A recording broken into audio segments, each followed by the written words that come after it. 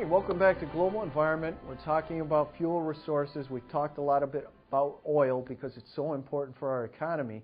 Let's look at a little more data regarding oil.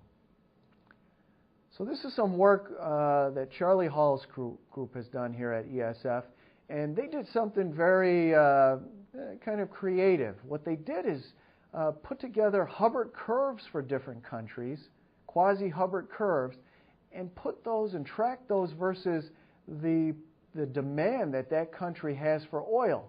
So you can see Mexico here, kind of a quasi-Hubbert curve versus demand. Now, the point where these two lines hit is really critical because at this point, Mexico becomes a net fuel importer, and they start competing with countries like us.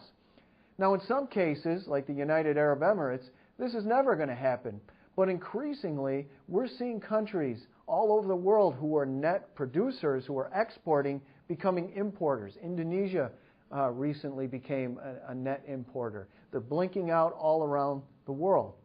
Now, if you do an aggregate Hubbert curve at different estimations of the ultimate amount of oil that's in the ground, high and low estimates, versus high demand and low demand in economy, and match these together, basically the best they could do where demand would go over production was 2030. The worst, 2014. And these may be optimistic. So that's interesting. We in the best case scenario in this, demand will outpace production in 2030. Okay, look at this. This shows world oil production, and this line represents it right here versus how much oil we found per year. And you can see for the last 20 years or so, we have produced more oil than we found. And now we're producing about 3 times as much oil as we find every year. And you can imagine that can't go on forever. Now look at this. People expect that technology is going to take care of things. It's going to turn things around. But if you look at one of our best oil fields, it's been in decline for some time. Technology hasn't been able to turn this around.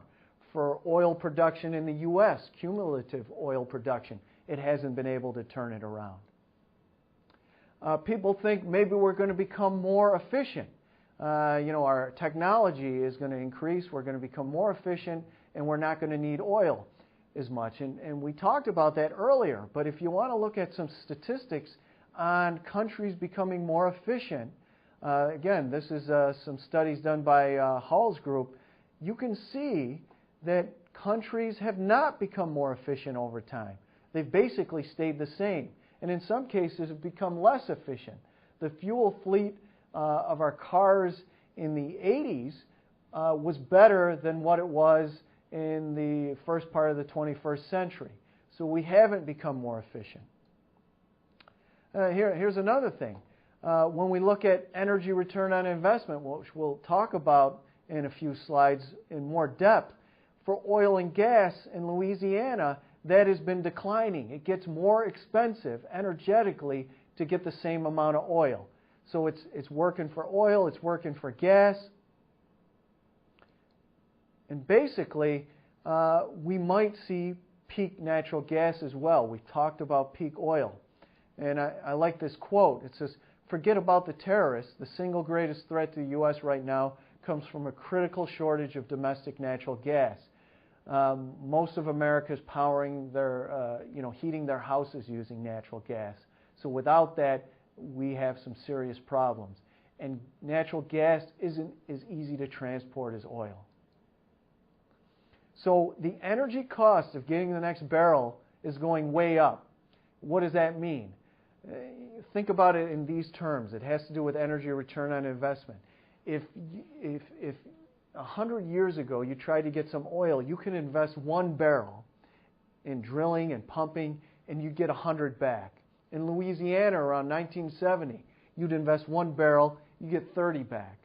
Now in Louisiana, you invest 1 barrel, you get 3 back. Now what happens when you invest 1 barrel and you get 1 back? Basically, it's not worth getting. You can have all kinds of oil in the ground, but if the energy return on investment is less than 1, and here's that important ratio for energy return on investment, it's not worth getting. You might as well leave it there. And that is a big biophysical barrier for society. All right, so look at this. This shows just in the U.S. the amount of oil we found every year. And it's interesting. Most people don't realize that we found most of our oil before 1940. We found very little since. Now, which oil did we use first? It was the oil with the highest energy return on investment. It was close to the surface, not deep down. It was not offshore. It was on land. It was not viscous. It was easy to pump. It was low in sulfur, so we didn't have to spend as much energy to refine it. It was in big fields, not little tiny ones. We did that. We used the best with the highest EROI. That's gone. Now we're left with the junk, and that impacts society. So we'll stop there, and we'll come back and look at some important, basically ideas related to efficiency, because a lot of people pin their hopes on efficiency, but that might not get us through the next few years if oil supply becomes constrained. So I'll see you next time on Global Environment.